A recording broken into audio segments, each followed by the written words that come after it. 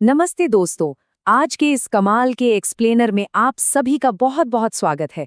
आज हम इतिहास के उन पन्नों को पलटने वाले हैं जिन्होंने इंसानी सभ्यता को देखने का हमारा नजरिया ही बदल दिया।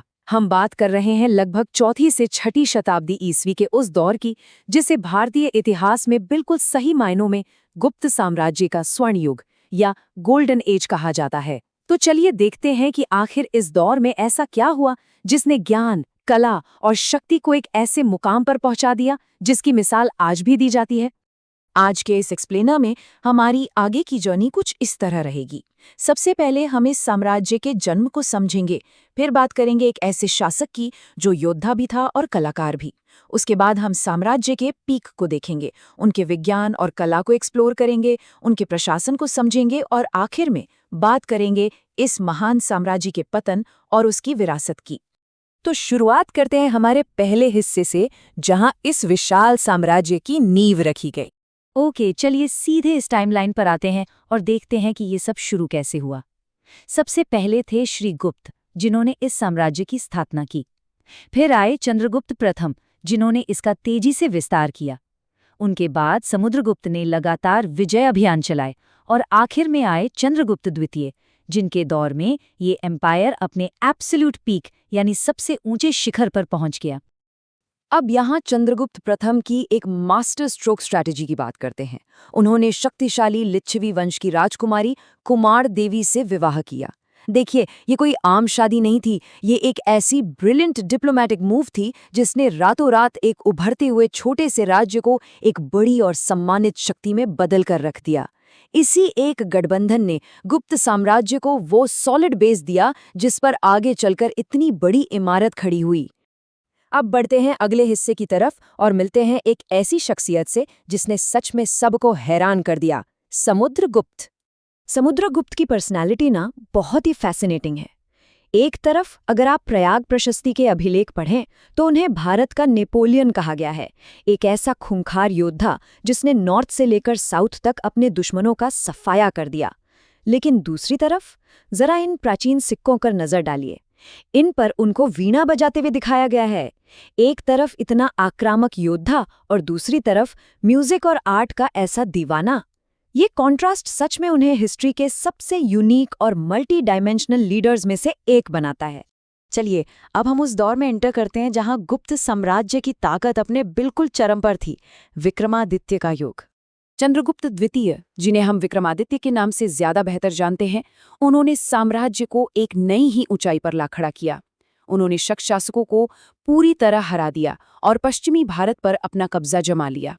लेकिन पता है उनकी सबसे बड़ी अचीवमेंट क्या थी? सिर्फ जमीनें जीतना नहीं, बल्कि उन्होंने अपने दरबार में महान विद्वानों को जगह दी, जिन्हें नवरत्न कहा जाता था। इस एक कदम ने इस साम्राज्य को सिर्फ ताकतवर ही नहीं बल्कि सांस्कृतिक रूप से सबसे अमीर बना दिया। और उनके दरबार का इंटेलेक्चुअल पावर कितना मैसिव था, वो आप इस टेबल से बड़ी आसानी से समझ सकते हैं। साहित्य की दुनिया के महान कालिदास, विज्ञान में वराहमिहिर और मेडिसिन यानी चिकित्सा के क्षेत्र में धन्वंतरी, ये सभी इन्हीं के दरबार की शान थे। ये दौर सिर्फ राज और ताकत का नहीं था, ये टैलेंट और ज्ञान का एक सच्चा गोल्डन पीरियड था।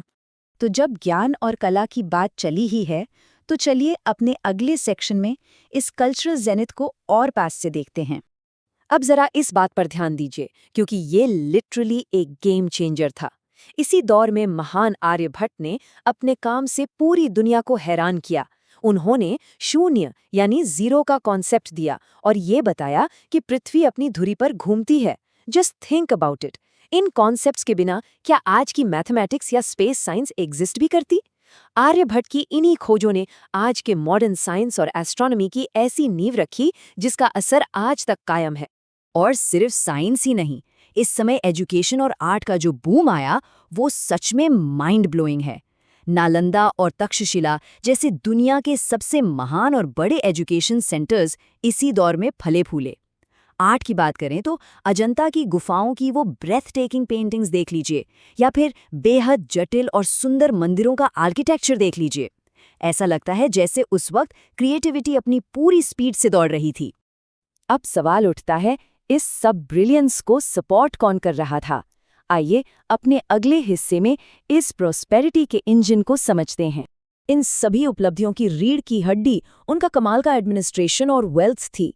गुप्त साम्राज्य का प्रशासन बहुत ही हाईली स्ट्रक्चर्ड था, जहां अलग-अलग प्रांतों और जिलों में काबिल ऑफिसर्स नियुक्त किए गए थे। उनका ट्रेड नेटवर्क इतना एडवांस्ड था और खेती से लेकर इंडस्ट्री तक सब कुछ बहुत तेजी से बढ़ रहा था।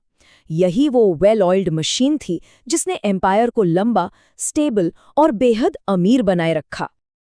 अब देखिए, जो बात इस स्लाइड को सबसे इंटरेस्टिंग बनाती है वो ये है कि उस भारी इकोनॉमिक प्रॉस्पेरिटी का फिजिकल प्रूफ आज भी हमारे पास मौजूद है। जरा इन खूबसूरत सोने के सिक्कों को देखिए। ये सिर्फ पैसे या व्यापार का माध्यम नहीं थे, ये इस बात का ठोस सबूत है कि गुप्त साम्राज्य के पास कितनी ज्यादा दौलत थी। सोचिए, जो साम्राज्य इतने बड़े पैमाने पर प्योर गोल्ड के सिक्के इस्तेमाल कर रहा हो, उसकी इकोनॉमी कितनी ज्यादा स्ट्रांग रही होगी। लेकिन जैसा कि इतिहास का नियम है, हर शुरुआत का एक अंत होता है। आइए अब इस स्वर्ण युग के पतन और उसकी आखिरी विरासत की तरफ बढ़ते हैं।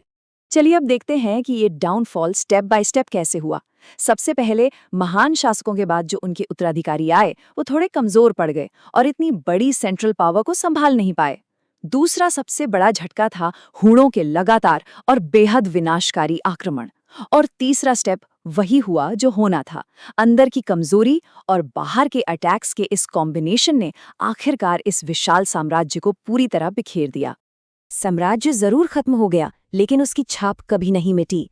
मैथमेटिक्स के फाउंडेशन से लेकर ऐसी शानदार आर्ट और कमाल के एडमिनिस्ट्रेशन की जो विरासत उन्होंने छोड़ी है, वो सच में लाजवाब है।